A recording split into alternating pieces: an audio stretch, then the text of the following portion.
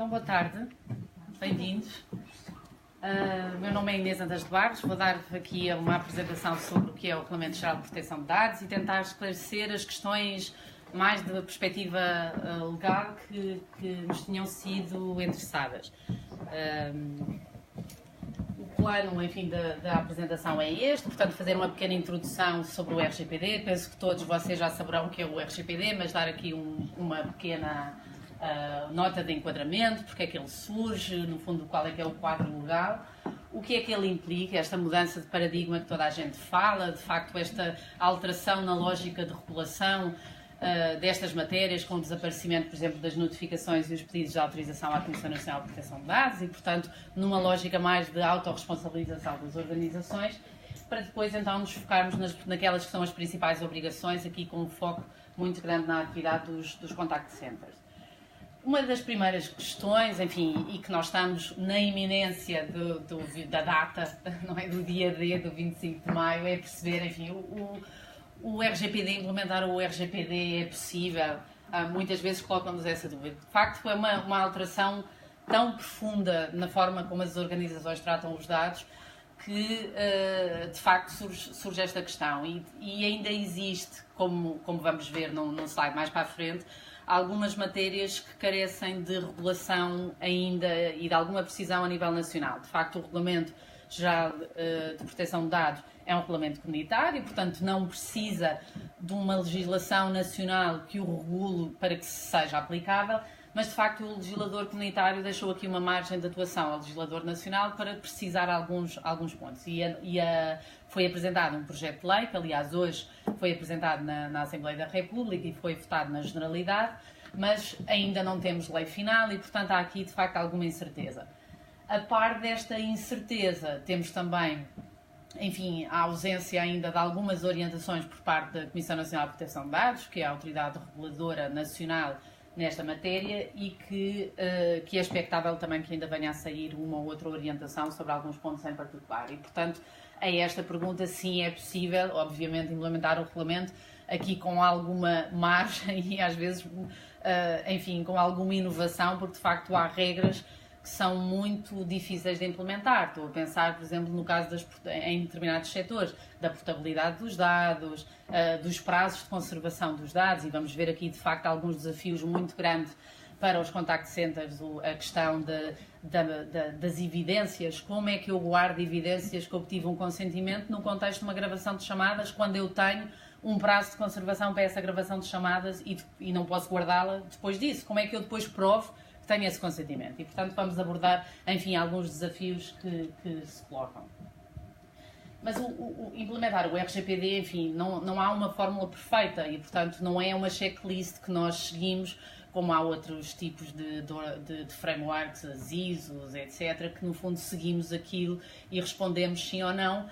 No RGPD, muitas vezes não é assim, porque o que significa, o que se aplica a um determinado setor, não se aplica a outro. Nós temos setor financeiro com determinada regulação, o setor segurador com outra regulação, porque o Regulamento Geral de Proteção de Dados e as regras de proteção de dados não vivem isoladamente. Portanto, fazem parte de todo um ordenamento jurídico que é composto pelas regras de proteção de dados e depois por legislação específica que é aplicável ao setor. Isso aplica-se, por exemplo, novamente nos prazos de conservação, em que nós podemos ter prazos regra em matéria de proteção de dados, mas, por exemplo, depois para efeitos de combate ao branqueamento de capitais, para efeitos de cumprimento de obrigações de branqueamento de capitais, temos que guardar o prazo durante determinado período, no contexto dos recursos humanos também, e, portanto, enfim, há aqui um conjunto de regras que temos que ter em consideração. E, de facto, o regulamento afeta as organizações de uma forma muito transversal. Nós temos, desde logo, afeta os recursos humanos, obviamente, primeiro porque não só os colaboradores são eles próprios titulares dos dados e, portanto, temos que lhes prestar informação, em determinados casos também pedir o seu consentimento para determinados tipos de tratamentos de dados, mas são eles que no fim do dia vão manusear os dados, vão ter acesso à informação, vão utilizá-lo e, portanto, são os principais atores, digamos, no contexto dos dados pessoais. A nível do marketing e tudo que seja gestão de clientes, porque em determinadas situações eu vou ter que ter o consentimento dos meus clientes para fazer ações de marketing, saber se quando eu recebo os contactos inbound, até onde é que eu posso ir, se eu lhe posso, enfim, se posso promover alguma venda ou algum produto ou não, onde é que estão as barreiras? O que é que eu posso fazer? Posso utilizar aqueles dados que recebi no contexto da celebração de um contrato de prestação de serviços, por exemplo, ou do fornecimento de um bem, posso utilizá-los sem qualquer preocupação para lhe promover um produto de um terceiro? Quais são as regras que existem? A nível de sistemas de informação tem um impacto óbvio, desde logo porque temos uma nova obrigação, que é a obrigação de notificação de violações de dados pessoais, e muitas vezes essas violações sucedem nos sistemas de informação, portanto, ou tivemos um ataque a um sistema, ou, enfim, menos sofisticados, um colaborador perde uma pen ou perde um computador e, portanto, pode ter dados pessoais e terá dados pessoais daquele computador, e isso pode configurar uma violação de dados pessoais e, portanto, tem aqui, de facto, esse peso. Tem também um impacto a nível dos sistemas de informação, porque eles próprios têm que estar preparados para estas regras do RGPD. Um sistema de CRM que não tenha, hoje em dia diria que quase todos têm, mas enfim, que não consiga identificar se o cliente deu o opt-in ou não para o marketing, é um sistema que não é compliant com a legislação, e portanto temos que ter o cuidado quando compramos novos sistemas a ter em consideração todos estes elementos, e de facto por isso é que, enfim, uma das sugestões é logo nas consultas ao mercado que façamos, não só quando vamos contratar prestadores de serviços, mas também quando vamos adquirir tecnologia, no fundo ter uma declaração da outra parte, do fornecedor, do prestador de serviço, em como, no fundo, aquele serviço, aquele produto cumpre as regras do RGPD. Pois, obviamente, tem aqui um impacto financeiro a vários níveis. Primeiro, porque a própria implementação acarreta custos, enfim, é normal, e por outro lado, enfim, numa situação de incumprimento, temos coimas de facto bastante avultadas. Estamos a falar de coimas que podem ascender os 20 milhões de euros ou os 4% do volume global anual de negócios. O projeto de lei nacional vai estabelecer alguns patamares até chegar a esse valor, mas esse é o valor máximo que continua a aplicar-se. Mas de facto temos alguns incumprimentos que o teto máximo é mais baixo do que os 20 milhões, mas na maioria das situações será os 20 milhões ou 4%. E portanto, obviamente, que este tema tem que estar na agenda de qualquer decisor, porque não pode tomar em consciência, pelo menos, uma decisão que comporta um risco de lhe ser aplicado uma coima com estes valores. E, portanto, implementar o RGPD implica, no fundo, pesar aqui quais são as obrigações, mapear as obrigações. Eu tenho que saber quais são as obrigações que eu tenho. Se eu atuo como responsável ou como subcontratante. O responsável é, no fundo, a entidade que vai determinar os meios e os fins do tratamento, que tem a decisão durante quanto tempo é que guarda os dados, quais são os dados que recolhe, para que finalidade, o que é que eu vou fazer com os dados, e esse é, no fundo, o principal responsável em caso de incumprimento e responsável por assegurar o cumprimento das obrigações. Depois temos outra entidade, que é a entidade subcontratante. No fundo é um subcontratado, mas a nossa legislação foi mal traduzida este conceito e, portanto, continuo a falar de subcontratante, mas é um subcontratado. No fundo, quando eu recorro a um terceiro para me prestar um serviço, para me operar no meu contact center, por exemplo, esse terceiro atua como subcontratante. Ou seja, vai tratar os dados em nome e por conta do responsável. O que acontece é que, se até agora a entidade subcontratante, ao abrigo da lei ainda em vigor, a Lei 67/98, se ao abrigo dessa lei a responsabilidade do subcontratante era meramente contratual, ou seja, celebrava um contrato com o cliente e, em caso de incumprimento, enfim, se eu lhe causasse danos, podia ser intentada uma ação de responsabilidade civil, ou enfim, era meramente contratual. Com o Regulamento Geral de Proteção de Dados, o subcontratante é trazido para dentro do regulamento e, portanto, o subcontratante tem obrigações diretas ao abrigo do regulamento, tem responsabilidades diretas e também podem ser aplicadas coimas aos subcontratantes. E, portanto, tipicamente uma entidade que preste serviços a um cliente, por exemplo, muitas vezes os contact centers, que são operados por terceiros e, portanto, em regime de outsourcing, essa entidade também fica ela diretamente responsável por um conjunto de obrigações ao abrigo do regulamento.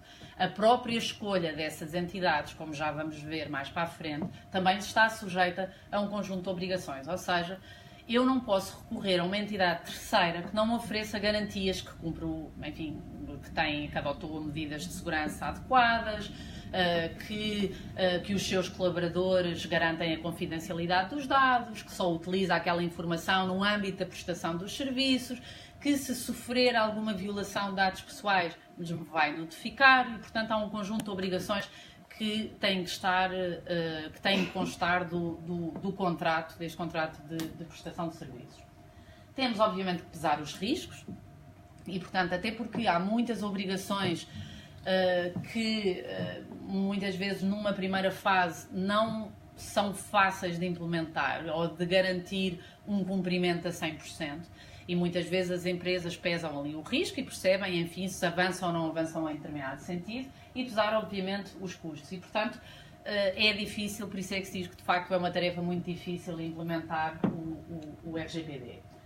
O RGPD deve ser visto, enfim, em duas perspectivas. Como disse, há uma perspectiva europeia, no fundo, que é o Regulamento Geral de Proteção de Dados. Existem outros dois diplomas que ainda se encontram em discussão, mas que têm aqui algum peso, que é o Regulamento e-Privacy, que no fundo tem regras sobre a proteção de dados no contexto das comunicações eletrónicas e tem as regras sobre o envio de comunicações do chamado marketing direto, por SMS e e-mail, e portanto é essas regras. Já existe essa legislação, mas está também ela em revisão.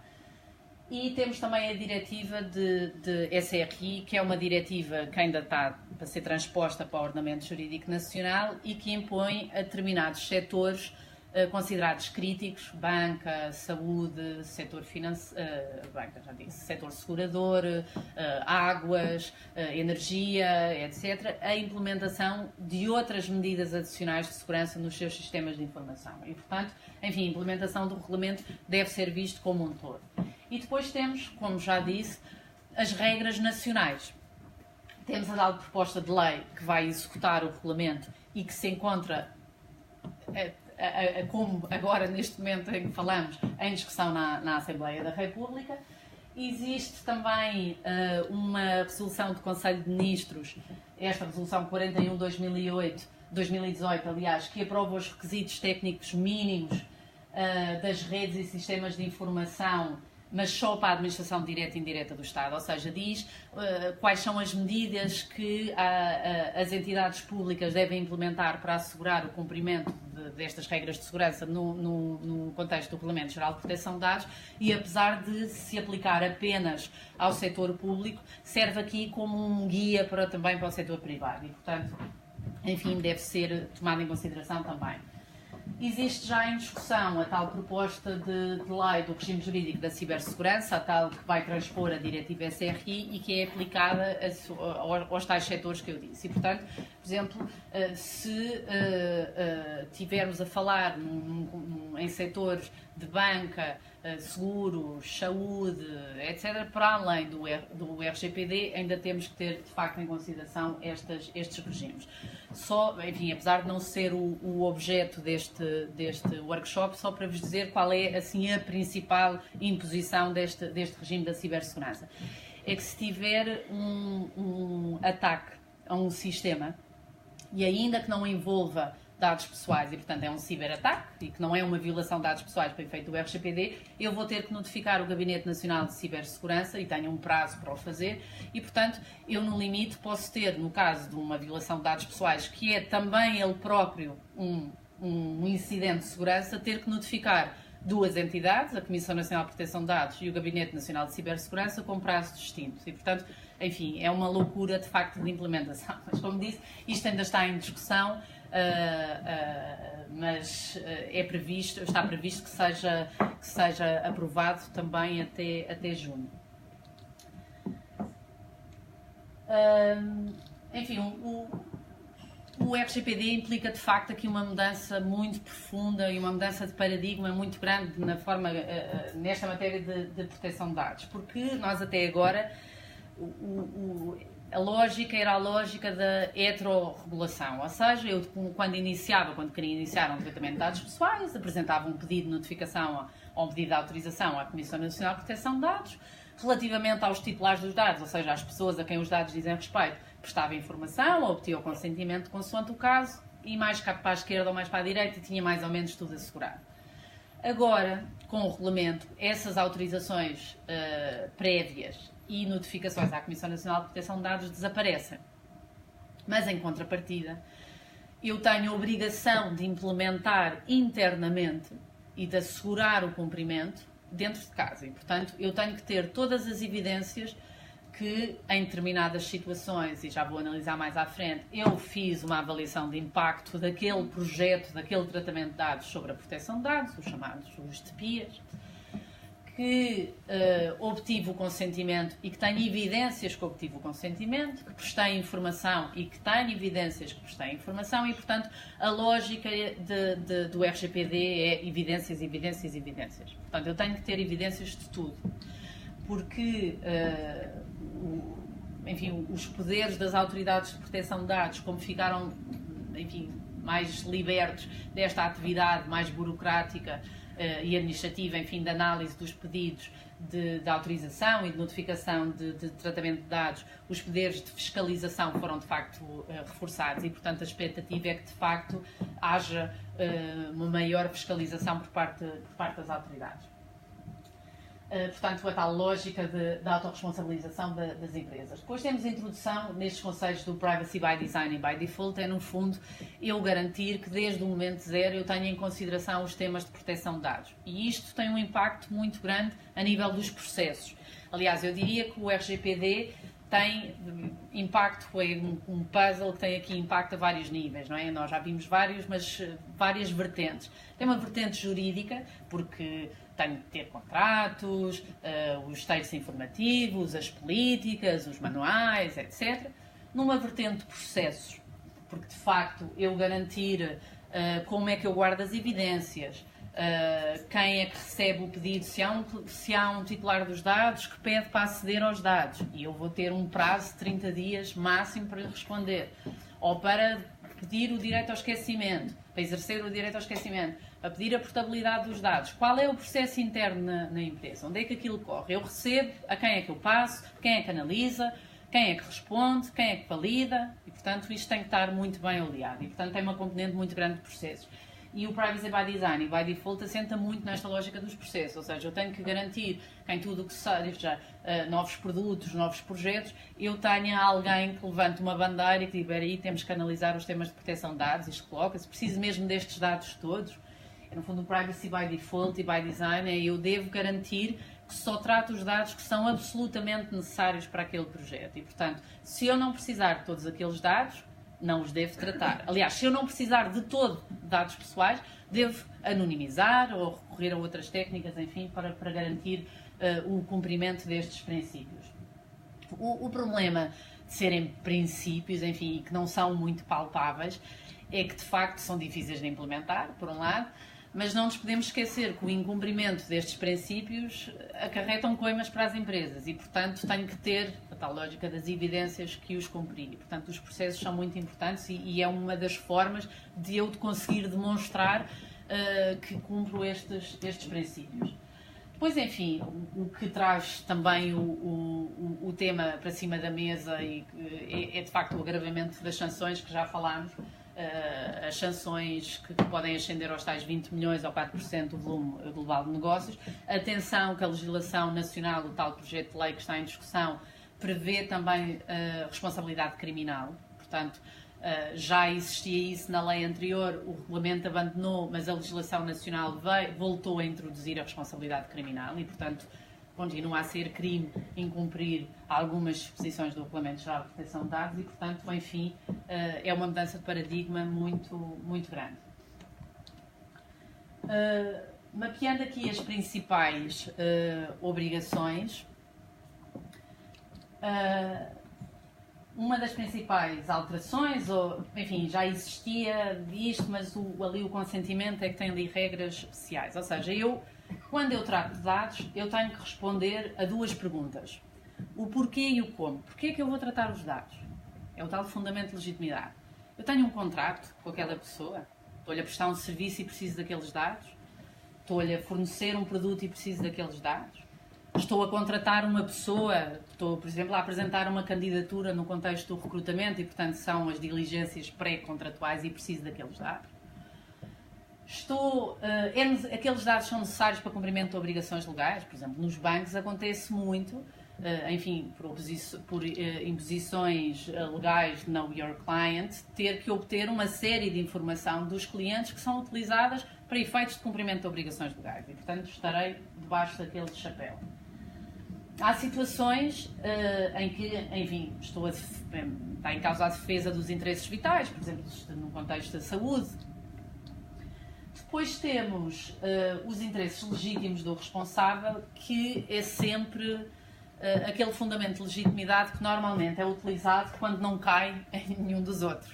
Porque é muito difícil de ser aceito por parte das autoridades, porque implica que as organizações coloquem na balança duas coisas. Por um lado, aquilo que são os interesses legítimos da empresa e, no outro prato da balança, os direitos dos titulares dos dados. E, claramente, o interesse da empresa tem que se sobrepor aos direitos, porque senão não é um interesse considerado legítimo. Dar-vos um exemplo do que é considerado um interesse legítimo.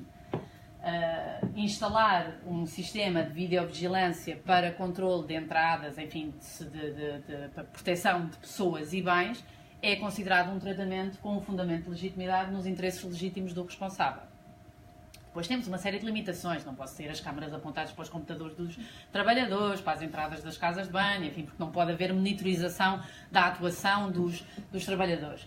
Mas isso porque são imposições no contexto laboral. Mas, portanto, é considerado um interesse legítimo. Mas é muito difícil, na prática, uma autoridade de proteção de dados admitir este interesse legítimo. Portanto, em regra, e não tendo uma obrigação legal, ou se não tiver debaixo do chapéu de um contrato, eu vou precisar do consentimento do titular dos dados. E, enfim, a forma como o consentimento é dado, o Regulamento Geral de Proteção de Dados não estabelece nenhum requisito de forma e, portanto, admite que possa ser uma declaração escrita, uma declaração em formato eletrónico, uma declaração oral, enfim, aqui o oral através do contact center também. E, portanto, são tudo formas que são perfeitamente admitidas por parte do Regulamento Geral de Proteção de Dados e por parte enfim, ao abrigo de umas orientações que já saíram de um chamado Grupo do Artigo 29, não sei se já ouviram falar. O Grupo do Artigo 29 é um grupo de trabalho que é composto por autoridades de proteção de dados de todos os Estados-membros que se reúnem e emitem orientações práticas sobre um conjunto de matérias. E tem emitido orientações muito importantes a propósito do regulamento. Tem uma orientação a propósito do consentimento, uma orientação a propósito da transparência e da informação. Chama-se Grupo do Artigo 29 porque nós, advogados, não temos muita imaginação e, portanto, foi constituído ao abrigo do Artigo 29 da anterior diretiva, então ficou o Grupo do Artigo 29, mas vai mudar de nome. Deve ter sido não advogados a dar o nome. Mas, de facto, pronto, então o Grupo do Artigo 29 diz é perfeitamente admissível eu ter, no contexto de uma gravação de chamadas ou de um contacto telefónico, obter o consentimento, mas tenho aqui um problema, não é? Que é como é que eu guardo a evidência. Porque, e isto é uma regra do regulamento, o responsável tem que poder demonstrar que o titular dos dados deu o seu consentimento para o tratamento dos dados. E, portanto, eu tenho que recolher e conservar a evidência e tenho que ter, no fundo, as datas dos consentimentos. Saber o que é que eu consenti, em que data, porque, enfim, é a partir daquela data que eu tenho legitimidade para tratar aqueles dados. E aqui, enfim, temos logo aqui um problema. Se eu estiver a gravar chamadas, aliás, porque é uma forma de ter uma evidência, se prende com o prazo de conservação de chamadas. Isto porque, por um lado, os consentimentos não têm prazo de validade, ou seja, eu não tenho que renovar os consentimentos a menos que eu altere completamente a forma como eu vou tratar os dados. Imaginemos, eu não fazia perfil dos meus clientes. Perfil, aqueles por meios automatizados, que está sujeito a perfil nos termos a consentimento nos termos do regulamento. Não fazia hoje, e obtive um consentimento hoje, e daqui a um ano vou fazer isso, tenho que obter consentimento, e portanto aquele consentimento que me tinha sido prestado já não reflete a totalidade dos termos em que eu vou tratar os dados. E, portanto, tenho que obter novo consentimento. Mas se eu não tiver alterado nada, não há um prazo de validade. E, portanto, em bom rigor, eu posso ter um consentimento que é válido, enfim, até a pessoa o retirar. E, portanto, por imensos anos. E, portanto, aqui temos logo a primeira dificuldade. Como é que eu vou articular a evidência de que tenho este consentimento, num contexto de um contact center em que gravei chamadas, com um prazo de conservação de chamadas e com uma deliberação da Comissão Nacional de Proteção de Dados, já revista, é certo, com os prazos mais alargados do que os inicialmente, que inicialmente então era muito mais problemático, mas em que o prazo máximo, quer dizer, dependendo depois dos setores, temos alguns com 7 anos, outros com 6 meses, enfim, depois depende um bocadinho da tipologia, mas claramente o prazo não é suficiente para assegurar estas evidências. E, portanto, enfim, esta é logo uma questão prática que se coloca, é saber que alternativas é que eu tenho para guardar as evidências de um consentimento que me é dado no contexto de uma gravação de chamadas. E isto, enfim, tem sido muito discutido a nível europeu e por parte de várias autoridades e há várias formas de eu conseguir fazer isto. E há, enfim, empresas que estão a implementar diversas formas. Há empresas, enfim, o que as autoridades dizem é podemos transcrever, mas isso, obviamente, comporta custos altos, não é? A transcrição de uma gravação de chamadas, até porque é difícil, depois é novamente uma questão de prova. Como é que eu asseguro que aquela transcrição corresponde efetivamente ao consentimento que a pessoa me deu se eu já destruí a gravação? Outras empresas o que fazem, ou o que estão a ponderar fazer, é no fundo, no contexto depois da gravação de chamadas e de ter obtido o consentimento, enviar, enfim, hoje em dia há softwares que fazem isto e, portanto, enviar um e-mail logo diretamente para aquela pessoa, se eu tiver um e-mail, ou um SMS para o telemóvel, onde eu digo acabou de me dar o consentimento, ou não desta forma, obviamente, porque as áreas de comunicação e marketing põem um texto um bocadinho mais simpático, mas enfim, mas acabou de me dar o consentimento, clica aqui, enfim, para ver os termos em que deu o seu consentimento e, portanto, com um link, por exemplo, para a política de privacidade, ou seja, no fundo, e aí eu tenho um comprovativo que eu enviei aquilo e que a pessoa clicou, enfim, mas não se exige outra vez o consentimento, porque senão então estou a anular o consentimento que já tinha dado. É só, no fundo, dizer-lhe, deu o consentimento, confirmo que isto foi dado. É, enfim, uma das formas possíveis, porque de facto temos este constrangimento relativamente à gravação de chamadas.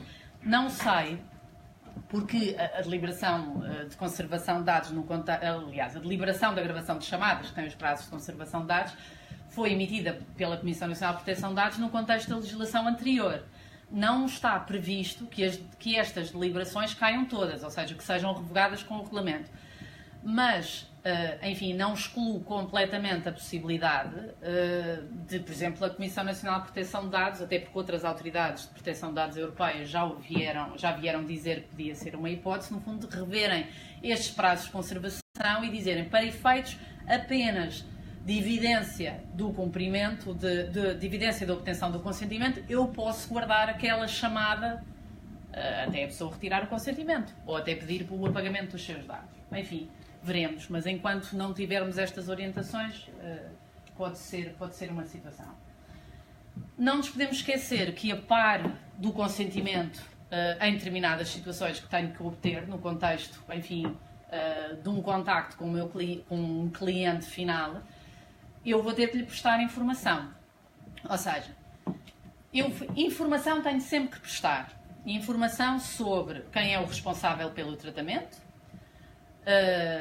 se o responsável tem o encarregado de proteção de dados, o chamado Data Protection Officer ou não, e os seus contactos.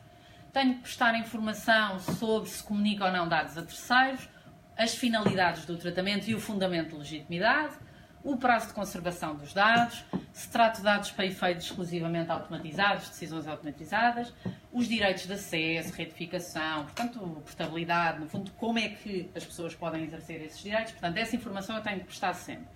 Em algumas situações, para além da informação, tenho que ter então o consentimento.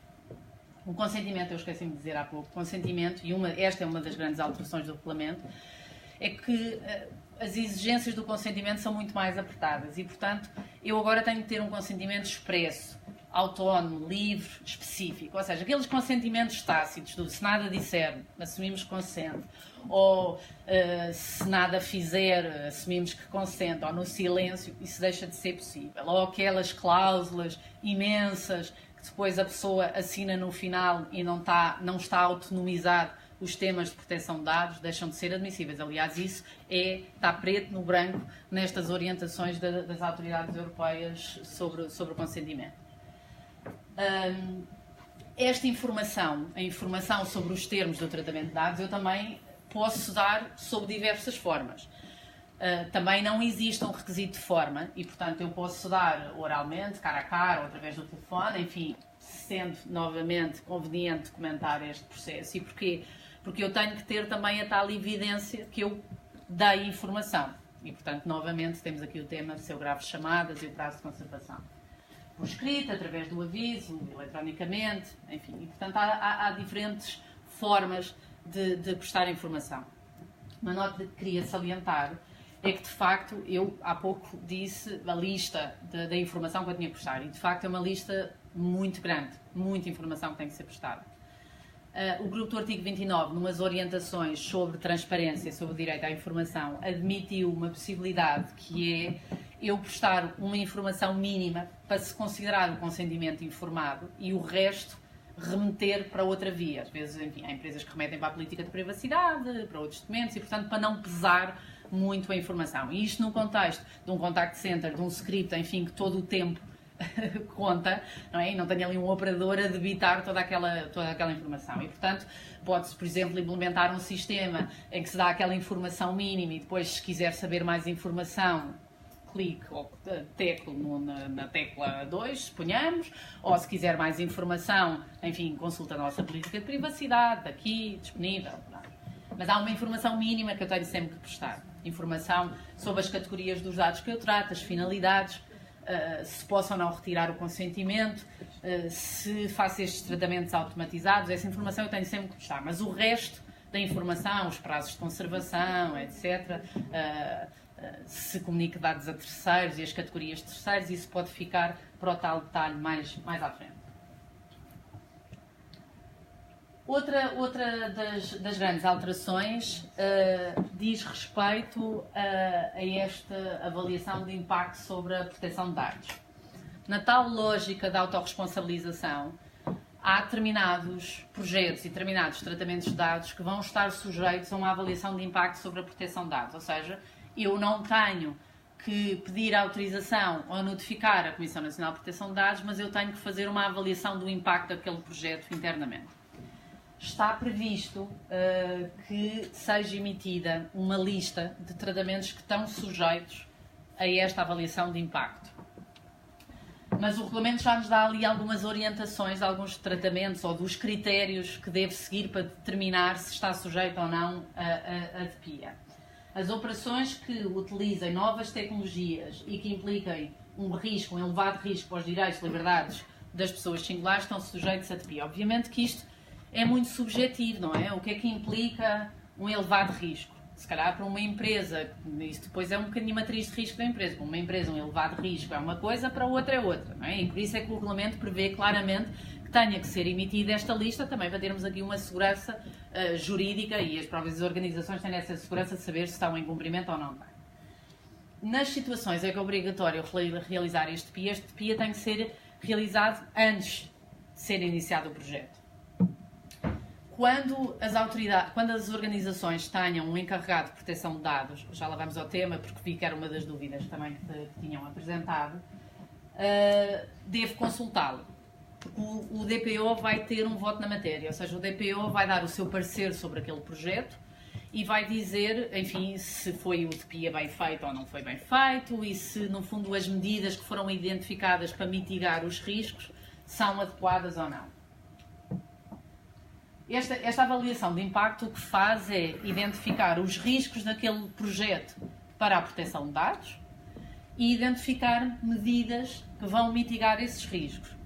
Eu costumo sempre dizer que este é um documento altamente perigoso nas organizações porque vai espelhar completamente as fragilidades de determinado projeto, não é? E é um documento que, em caso de fiscalização, é certamente um dos primeiros documentos a ser consultado por parte de uma autoridade de proteção de dados.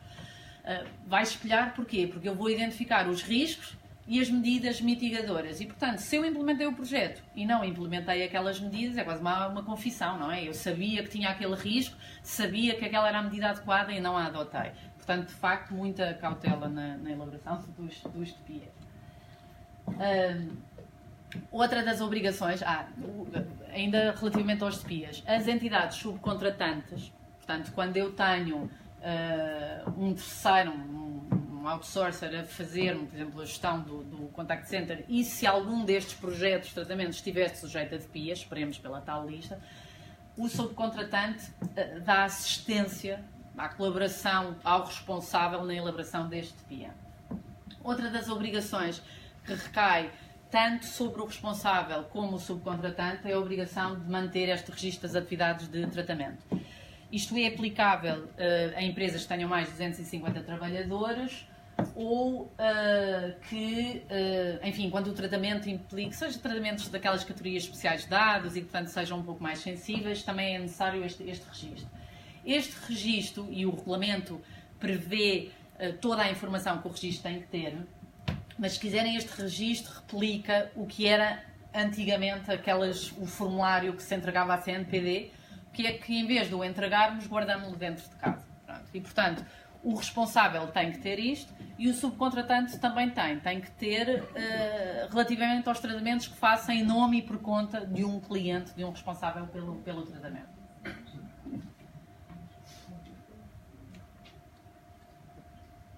Como já falei há pouco, outra das grandes alterações é de facto a violação de dados pessoais. E se nós olharmos para a definição de violação de dados pessoais, enfim, é qualquer situação que de uma forma acidental ou ilícita provoca destruição, perda, alteração, divulgação ou acesso não autorizado a dados pessoais. E, portanto, temos aqui uma cadeia de responsabilidades neste contexto da violação de dados pessoais. Se eu for um subcontratante e tiver a tratar os dados em nome e por conta de um cliente meu, e se eu sofrer uma violação de dados pessoais, eu tenho que comunicar ao responsável. E isto normalmente é um dos temas que é regulado no contrato. O regulamento prevê, eu tenho que comunicar o mais rapidamente possível, com a maior brevidade, enfim.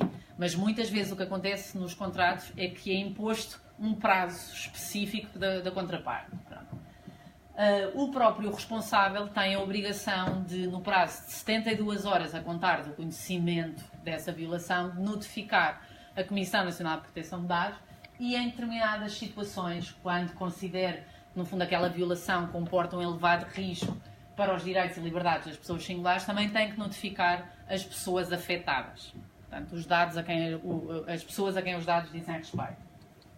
O que, enfim, é quase uma bomba atómica, não é? Quer dizer, tem um impacto reputacional e pode trazer danos reputacionais enormes, não é? Ter que notificar as pessoas que ocorreu este ato de abuso. Isto é engraçado, enfim, é curioso, não é engraçado, não tem graça nenhuma, mas é curioso porque nos Estados Unidos, apesar de ser um país que é considerado pela União Europeia, que não assegura um nível de proteção adequado dos dados e, portanto, não tem legislação de proteção de dados, mas tem esta obrigação de notificação de data breach. Portanto, é uma coisa meio fundamentalista e estranha, quase esquizofrénica. Por um lado, de facto, não tem essa legislação, mas já tem esta obrigação. E, portanto, é muito normal as pessoas receberem notificações dos bancos, das seguradoras. Olha, perdi os seus dados, tive um ataque ao meu sistema. E, portanto, as pessoas já estão mais habituadas. Acho que nós, europeus, não estamos claramente habituados a isso.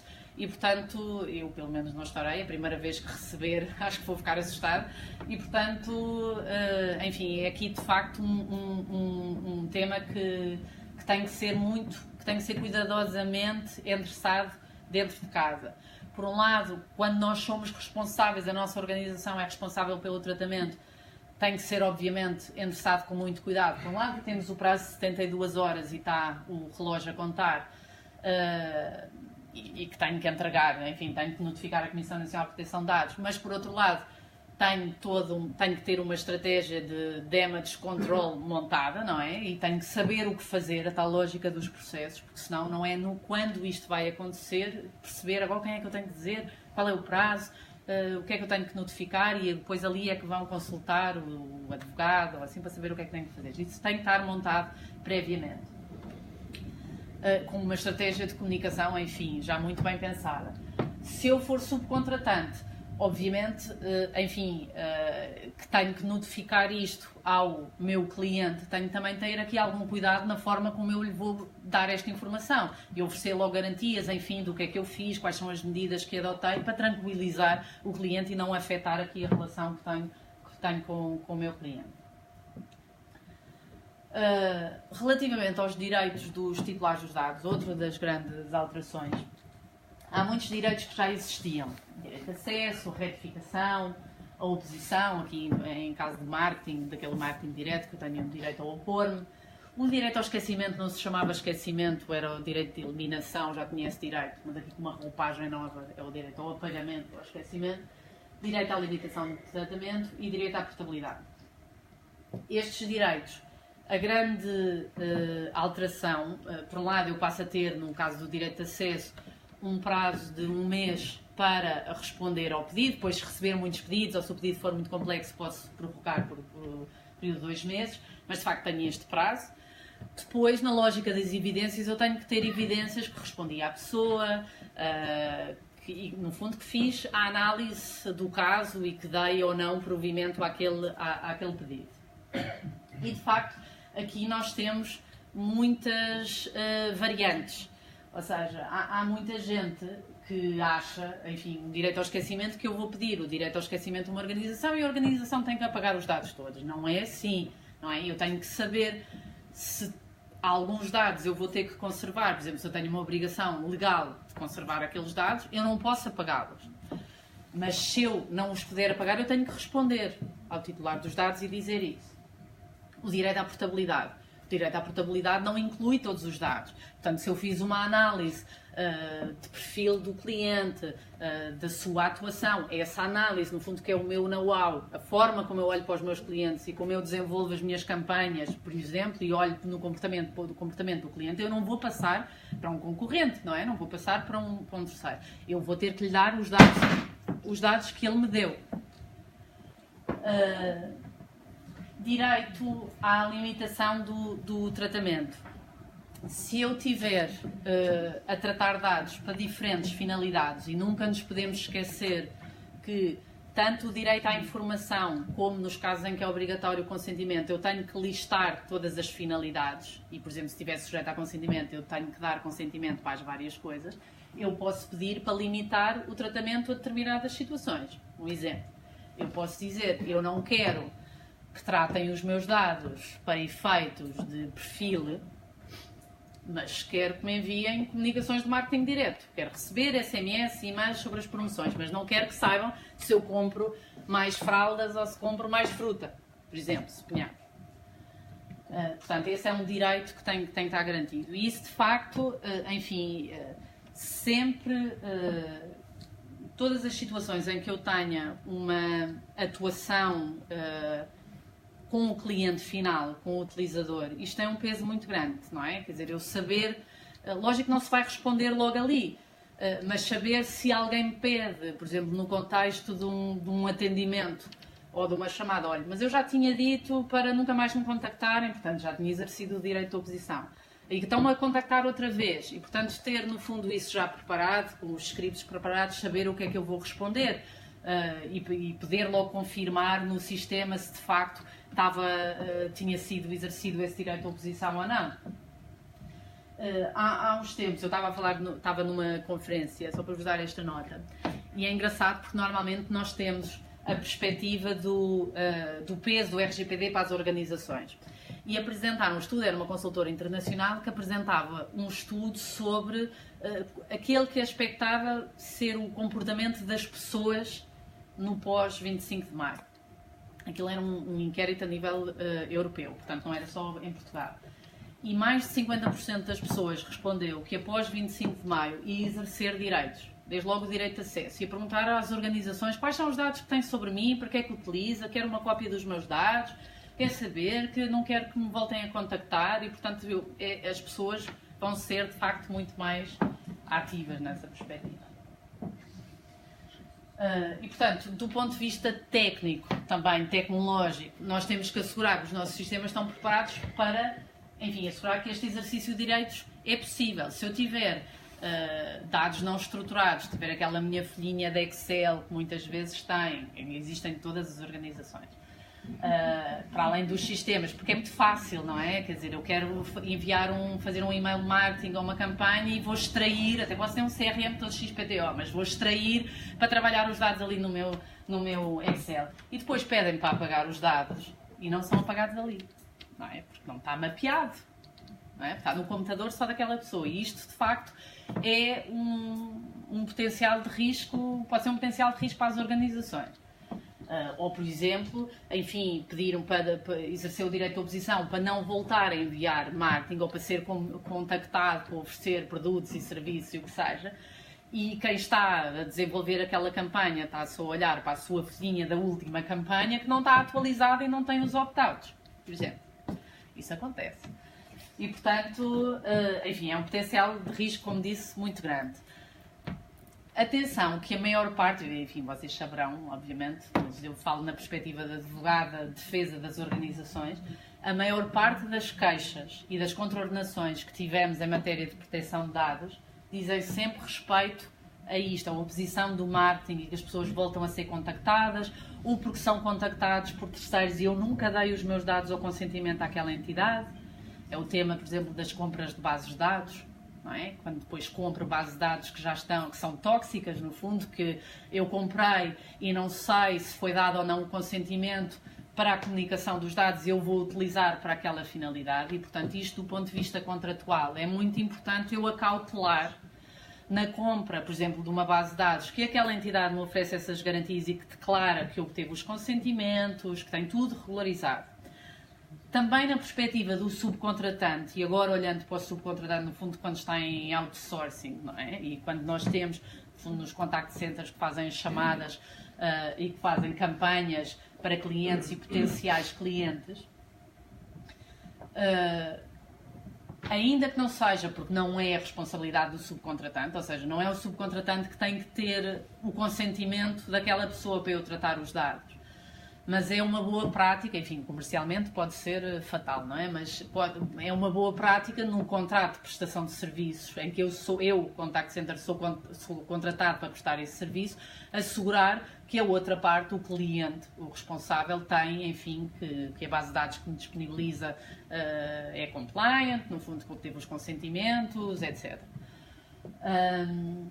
Portanto, isto é muito importante. Aliás, o tema do contacto, que era outra das questões, eu vou-me lembrando, depois se falhar alguma, depois ou no intervalo, assim também me digam, que era uma das questões que tinham também colocado, que é, se eu não tenho uma relação com aquele cliente, não é? Como é que eu posso contactar as pessoas se não tenho uma relação com aquela pessoa? Esse é um tema, é $1 million question, porque de facto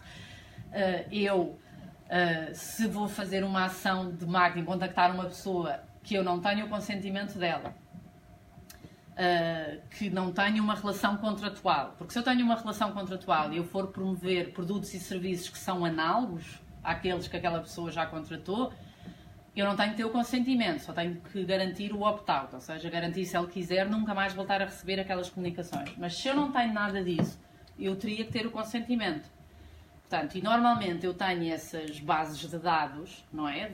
Recebo as bases de dados de potenciais clientes com os quais eu não tenho qualquer tipo de relação, porque comprei essa base de dados ou aluguei essa base de dados. E o que tem que ser garantido é que o consentimento inicial abrange esta comunicação de dados e que eu as posso utilizar para essa finalidade. Porque senão, como fui eu que o contactei o cliente, é em relação a mim que ele vai apresentar uma queixa e depois tenho um problema, porque eu não regulei isto contratualmente, não tomei as devidas cautelas na compra da base de dados e, portanto, na tal lógica da autorresponsabilização do RGPD, tenho aqui um grave problema. Conservação dos dados. Enfim, já fomos aqui abordando o tema a propósito da gravação de chamadas. Mas, de facto, a regra, e isso já existia, é que eu só devo conservar os dados durante o período absolutamente necessário para a prossecução da finalidade. E, portanto, eu tenho que ter bem mapeado quais são as obrigações de conservação, os prazos de conservação. Qual é o problema? Eu hoje só estou apresentar problemas. Mas qual é o problema? É porque, de facto, a legislação não está feita, muitas vezes não está harmonizada. Pronto, e, portanto, eu tenho prazos de conservação para os mesmos dados, diferentes prazos. Por exemplo, no contexto laboral, eu tenho determinados dados que são conservados durante um determinado período e também, para cumprimento de obrigações legais, os mesmos dados por um prazo adicional. Portanto, qual é que eu cumpro, o que é que eu cumpro, como é que eu... Porque os meus sistemas não estão mapeados por obrigações, não é? Eu tenho a ficha de colaborador e tenho os dados do colaborador todos. Como é que eu vou garantir, no fundo, a implementação destes prazos? E, portanto, muitas vezes é muito difícil aqui de ter... e isto é uma decisão de risco, no final do dia, não é? Eu perceber, dentro destes prazos todos que eu tenho, qual é o prazo máximo que eu vou implementar. Porque se eu tenho um prazo mínimo e um prazo máximo... O que é que eu vou fazer? Possível? Qual é o prazo que eu vou implementar? Portanto, só devemos conservar os dados durante o período necessário. E, portanto, findo esse prazo, das duas uma. Ou eu elimino os dados, ou eu anonimizo os dados. Ou seja, deixam de ser dados pessoais. O que também é toda uma grande discussão se há verdadeira anonimização ou não, porque tem que ser uma anonimização irreversível. Ou seja, que eu não consiga fazer o caminho inverso e que chegue à identificação da pessoa, porque senão não é uma verdadeira anonimização.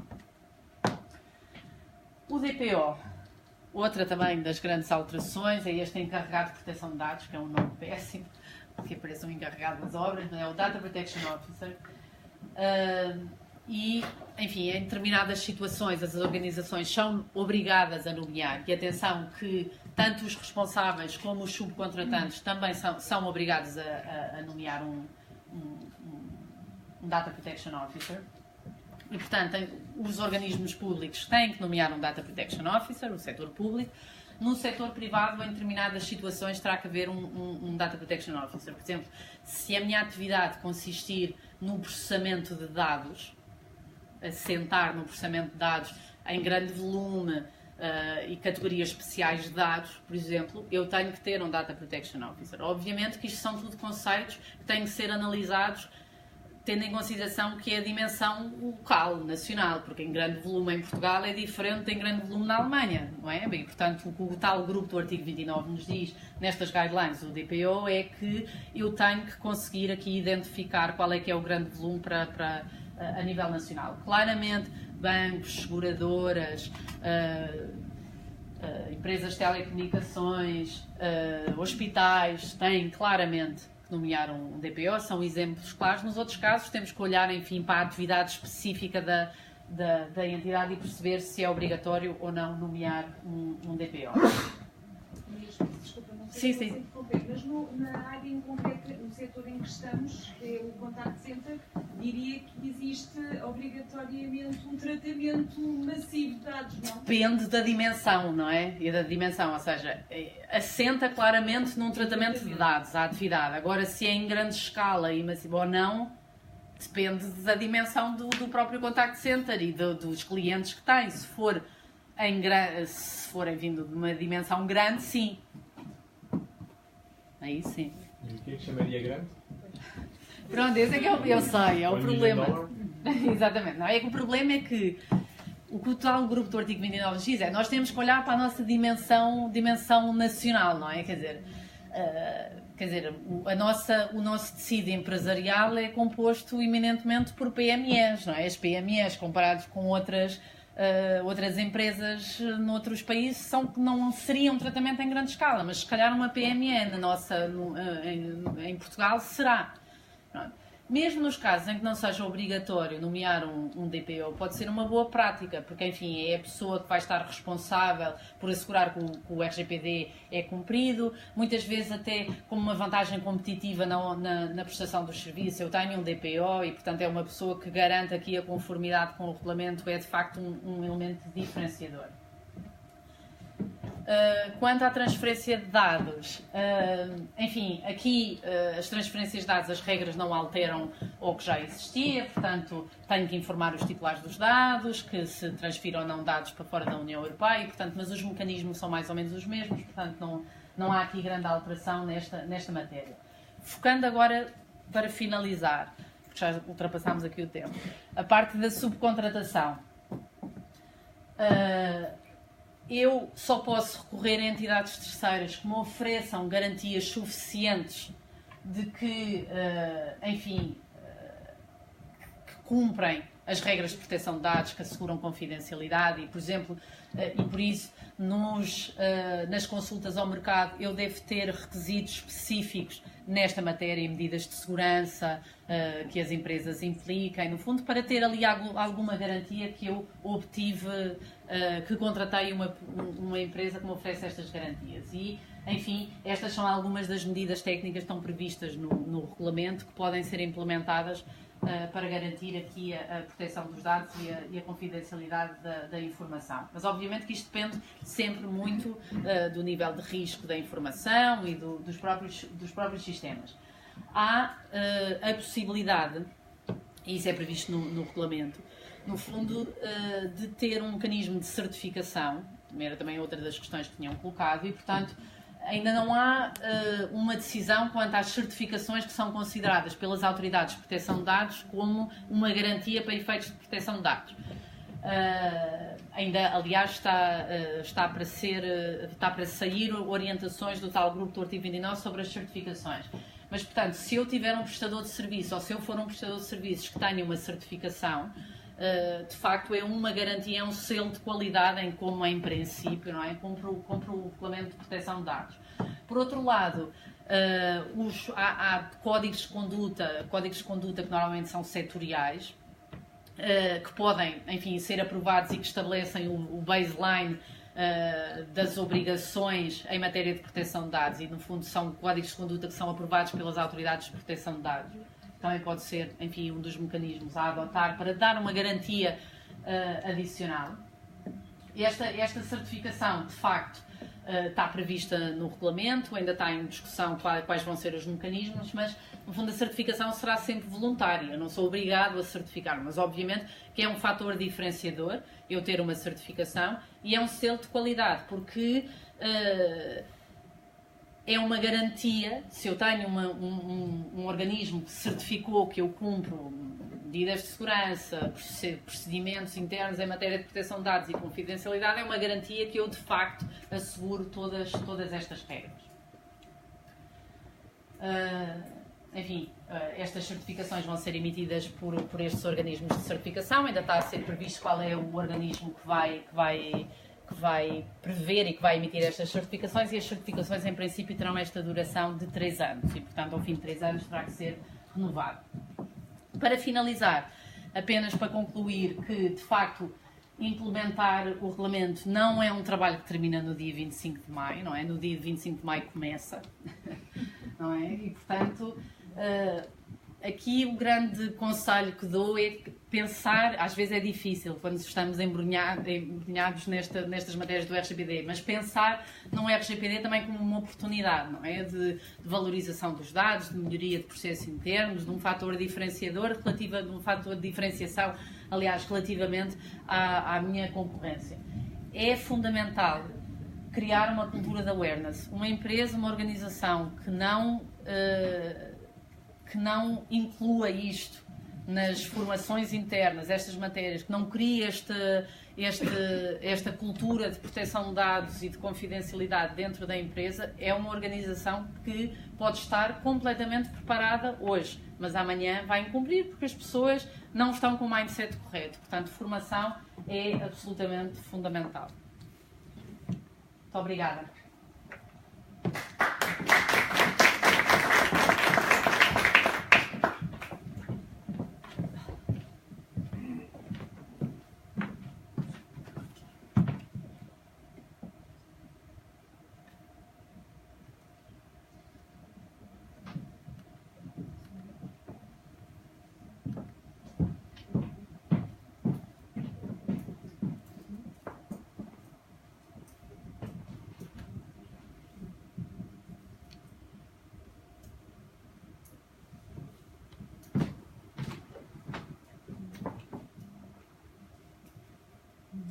Boa tarde, obrigado pela atenção de todos vocês, obrigado pela presença do pessoal também pelo Facebook. Bom, a gente vai falar desse tema muito importante que é RGPD do ponto de vista prático, como implementar RGPD na nossa empresa. Meu nome é Gabriel, eu sou o CEO, fundador da Deep Center, que é uma empresa de análise de dados. No final da apresentação nós vamos falar bastante sobre uma solução bem legal que vai ajudar vocês no dia a dia. E também o fundador da Presage, que é uma empresa de inteligência artificial. Bom, vou falar rapidamente sobre a Deep Center, logo depois nós vamos contar como nós estamos implementando o RGPD nas organizações. No ato da inscrição de vocês deixaram algumas questões, inclusive para que guiasse essa apresentação hoje, né? Talvez 80% das questões práticas que recebemos, elas ainda estão no âmbito de como implementar a RGPD, ou como implementar o mapa de risco, ou qual que é o papel do DPO, e pouco foi, de fato, questões relacionadas a como gerir indicadores no Contact Center. Então, respeito a isso e a organização, obviamente, eu fiz duas partes aqui. A primeira parte vai dar essa visão prática de como estamos ajudando os nossos clientes, e a segunda a gente vai falar sobre os indicadores. A Deep Center é uma empresa de análise de dados. Nós criamos uma plataforma há mais ou menos uns 3 anos, plataforma de visualização, exploração e análise de dados, onde o objetivo é conectar todas as suas fontes de dados dentro do Contact Center. Nós conectamos todas elas, realizamos tratamento, organização, higienização desses dados, e a gente entrega dashboards para que vocês possam tomar decisões. A segunda solução que vem embarcada é a aplicação de modelagem preditiva, ou seja, através de estatística nós falamos para vocês sobre o futuro. Previsão de churn, ou seja, um cliente desistindo de sua base de dados, previsão de um bottom line de vendas e assim por diante.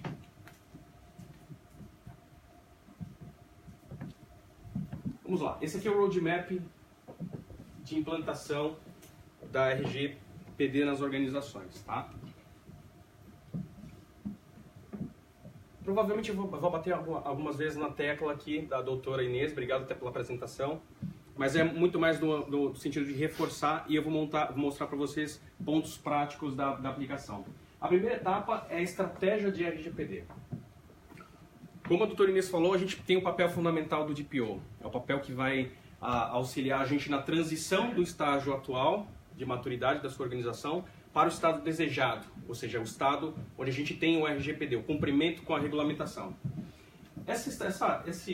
Esse comitê é formado não só pelo DPO, mas ele é formado também por algumas outras pessoas. A gente está falando de um board de diretores. Por quê? Porque provavelmente a gente vai falar de política de segurança, de código de conduta e outras áreas do conhecimento que são necessárias para que a gente faça isso acontecer.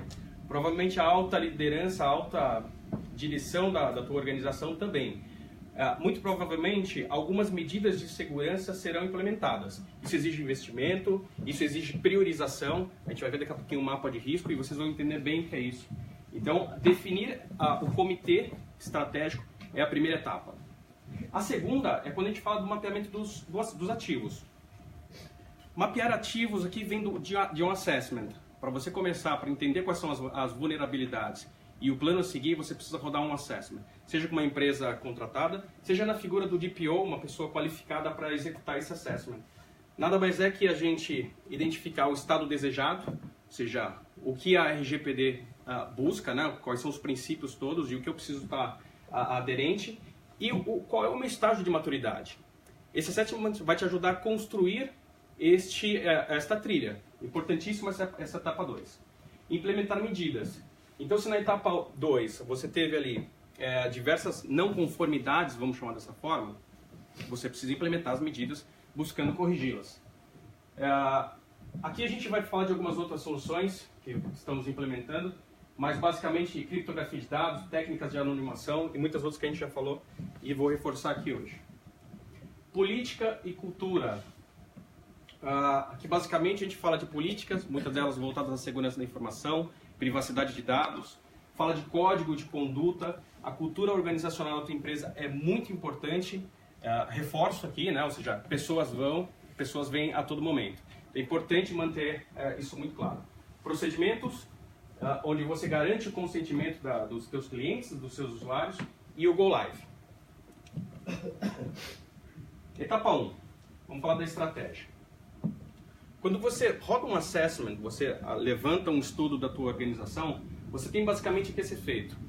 O básico é quando você tem uma infraestrutura muito manual, com baixa segurança da informação.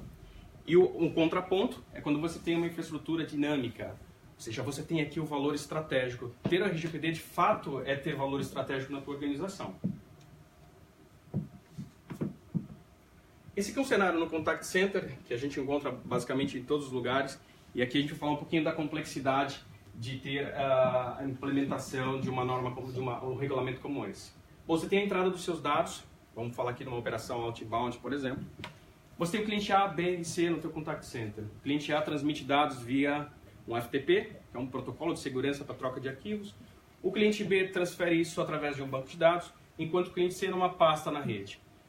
Você precisa avaliar desde a concepção cada uma dessas conexões. O passo seguinte é quando você provavelmente aplica suas regras de negócio. Aqui você fala de corte de telefone ou de enriquecimento de telefone. Aqui é uma outra importante ponto, tá? Porque você não pode alterar esse telefone. E aqui muitas vezes, é o que a gente vem acompanhando nas organizações, esse ponto aqui é o ponto onde a gente tem mais problemas, tá? O processamento desses dados. Olha a quantidade de fontes necessárias para você fazer um trabalho que é comum. Você precisa do CRM, do seu discador, do DAC para o inbound. Você precisa ali de outras fontes de dados voltadas a WFM, RH, etc. É muito complexo tomar decisões hoje dentro do Contact Center em razão dessa pulverização. São muitos sistemas distintos aí. E o último passo é quando você aciona, ou você recebe o acionamento do teu cliente. E a gente fala de alguns fornecedores, né? Esses fornecedores também cumprem a tua norma, ou pelo menos eles já estão cientes da sua política de segurança da informação. Mapeamento dos ativos, essa é a etapa 2. Eu trouxe aqui uma planilha, se vocês quiserem eu posso mandar esses documentos depois, tá? Na íntegra. Os documentos são bem maiores que esse. Um mapa de riscos. Assim que você realiza o assessment, ele vai mostrar para você o gap, o que você precisa cumprir para estar em conformidade. Aqui eu trouxe aqui alguns exemplos, né? Imaginando que você tenha acesso ao banco de dados aberto, você tenha mais de uma pessoa, não só o DBA, mas você tem algumas pessoas acessando o seu banco de dados com permissão para alterar, com permissão para excluir um determinado arquivo. Quais são as consequências desse impacto? Bom, as consequências, ele pode excluir, ele pode alterar, e eu estou de novo infringindo aqui a minha regulamentação. Qual a probabilidade? É alta, porque eu liberei o acesso. Qual é o impacto disso? Muito alto também na organização. Qual é a resposta? Tem respostas aqui, né? Tem riscos aqui, que é quando uma vulnerabilidade, uma ameaça se materializa, vamos chamar assim, que ele é muito alto. Ele vai impactar a reputação da tua organização. Vídeo que está acontecendo, por exemplo, com o próprio Facebook, né? Olha o impacto na imagem de uma organização diante da privacidade de dados. Então, qual é o procedimento de resposta? Então, tem que rever a permissão. Muitas dessas ações aqui envolvem investimentos na organização. Para saber se você, de fato, precisa implementar uma medida dessa, como eu estou citando aqui, você precisa rodar o assessment. O que significa risco muito alto numa organização, não necessariamente é risco alto na outra. Quando você terminar o teu assessment, é assim que você vai observar os riscos na tua organização. Ali em vermelho, a gente tem aqui os riscos com alto impacto e alta probabilidade de acontecer. E no outro contraponto, a gente tem o impacto baixo, a probabilidade muito baixa desse risco acontecer. Olhando aqui, né, se eu tivesse que priorizar as minhas ações, obviamente eu vou priorizar tomar medidas aqui, o risco onde eu tenho impacto muito alto e probabilidade muito alta de acontecer. Eu não devo aceitar um tipo de risco nessa magnitude. O que eu faço então com os dados existentes hoje no Contact Center? Você precisa de um mapeamento, de um sistema de inventário. De novo, esse sistema aqui é muito complexo, né? Ele tem diversas abas. Eu trouxe aqui alguns campos para que a gente avalie. Você tem as fontes de dados no teu Contact Center. Esse sistema pode estar em banco de dados. Será que ele está na cloud? Ou seja, ele está na nuvem. Essa nuvem ela tá fora, né? Esse seu provedor está fora da União Europeia. Então, o risco. Significa mapear de novo, desde a sua concepção. Tá ali. Será que ele é cloud? Qual é o impacto disso? Essas fontes de dados possuem dados sensíveis e quais são? Possuem dados pessoais? Implementar as medidas. O ciclo de vida dos dados, que é muito importante. Além de eliminar os dados, uma vez que o cliente peça, vamos chamar assim, uma vez que o teu cliente, teu usuário peça, você precisa também ter uma data de validade. Se você vai implantar uma operação no Contact Center de 3 meses, não tem por que você ter dados de 2, 3 anos desse teu cliente. Então, é muito importante que você tenha uma data de validade, uma marcação na base de dados. Assim funciona provavelmente boa parte dos contact centers, né? Você tem aqui operações, a produção, você faz backups diários desses dados, boa parte vai para um expurgo e depois você tem que incinerar, tem que eliminar esses dados uma vez que ele não serve mais para o teu negócio. Uma das perguntas que a gente recebeu foi quais são as medidas técnicas que eu devo implementar na organização. Bom, são as mais variadas. Essa é uma resposta também difícil até de ser dada, porque cada organização vai exigir um nível de implementação diferente. Aqui eu trouxe alguns sistemas. As dúvidas de vocês, né? Ou seja, como implementar, são dúvidas normais. Tem um estudo que saiu da SAS com mais de 340 executivos, pouco mais que isso, onde diz que apenas 45% dessas empresas estão em conformidade hoje com a regulamentação. E boa parte dessas organizações que dizem estar em cumprimento, elas têm acima de 5 mil funcionários, são, enfim, grandes empresas. As outras, ou porque não souberam o que era o regulamento em si, ou se as medidas tomadas atualmente, elas lhe aproximavam ou não do cumprimento do regulamento. Então, falta ainda um entendimento claro.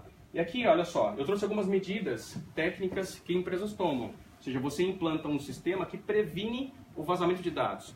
É um sistema inteligente, é um software, que ele consegue compreender o que é um número de cartão de crédito, um NIF, um endereço, etc. E ele vai evitar ou não que esse dado saia da tua organização. E assim você tem uma série de outras medidas técnicas. Detectar e prevenir uma intrusão, soluções de criptografia. Os teus parceiros hoje, os teus contratados, eles precisam ter as soluções criptografadas também. Anonimato de dados, são várias as técnicas e ferramentas possíveis. A doutora Inês disse que, de fato, né, você não pode ser qualquer solução que permita, inclusive, a reversão disso. De fato, precisa ser uma solução de mercado. Aqui algumas técnicas. Como é que funciona isso aqui na prática, né? Tem duas técnicas, supressão e generalização. Imaginando que isso aqui seja um banco de dados. Olha só o nome como ficou com asterisco. Ou seja, você aqui, o dado não é mais acessível a qualquer um, inclusive aos próprios administradores de banco de dados. Você tem a técnica de generalização. Essa técnica não é mais usada, mas olha só como fica, né? Imaginando que eu tenha 30 anos, ele coloca isso no range. Isso aqui, por um método de inferência, você consegue chegar num resultado. Mas você tem técnicas hoje disponíveis para você aplicar isso. A arquitetura da tua organização, né, dos teus parceiros. Hoje você tem um contact center imaginando aqui em Lisboa, você tem provedores de SMS que estão aqui na Europa, provedores de e-mail. Onde é que estão os seus provedores? Onde é que estão esses seus parceiros que fazem acionamento? Eles estão aqui também na União Europeia ou estão fora? E se eles dizem que estão aqui dentro, onde é que está o provedor desses seus parceiros? Eles estão aqui dentro ou não? Estão fora da União Europeia? Importantíssimo o mapeamento também. No assessment você tem toda essa informação.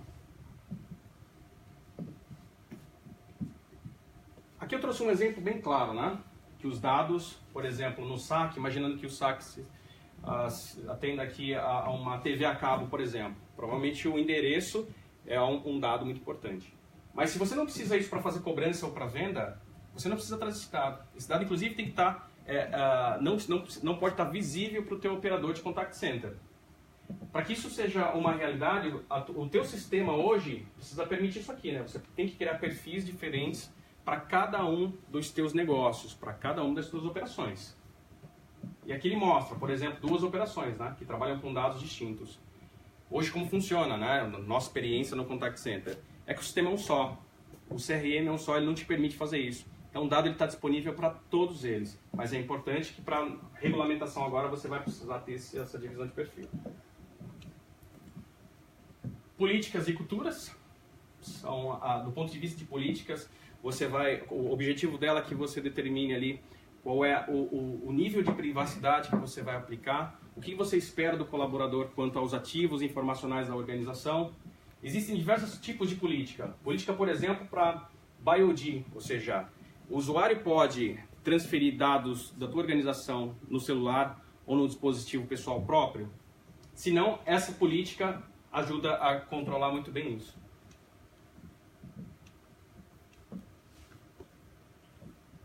O consentimento de dados. Aqui eu não vou me estender muito, até porque na apresentação anterior a doutora Inês explanou muito bem.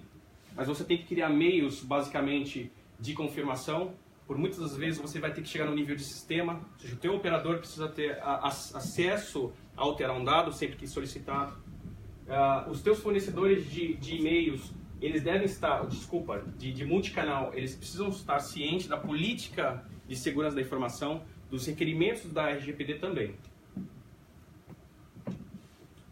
Quando a gente fala do Go Live, são diversas, de novo, as técnicas e as ferramentas que vão te auxiliar no monitoramento disso. A gente fala de incidentes. Uma vez que o incidente ocorreu, eu tenho que passar por um filtro. Eu devo ou não comunicar até 72 horas esse incidente. Então você precisa ter uma estrutura aqui, pode ser baseada em AIT, que é uma metodologia, uma disciplina, para que você possa organizar, né, o incidente, problema e assim por diante. Auditoria, acompanhar o inventário, algumas certificações, o Dr. Inês também citou bastante isso. A gente fala aqui da ISO 27001, busque essas certificações. Isso é importantíssimo. A ISO 27001, por exemplo, ela cobre todas as áreas do conhecimento. Você tem a AIT, que está muito mais voltada a delivery, a entrega, a gestão ali dos incidentes e problemas. O PMBOK, voltado a projetos. O CMI, que é aqui uma metodologia para maturidade. Agora, a nova regulamentação, ela cobra da gente praticamente todas as áreas do conhecimento. Eu vou enviar também esse material para vocês logo na sequência, tá? Como é que a nossa plataforma, eu vou mostrar aqui para vocês um pouquinho, ela funciona. Eu vou ter que puxar aqui. Eu acho que agora a gente pode até encerrar aí com o pessoal.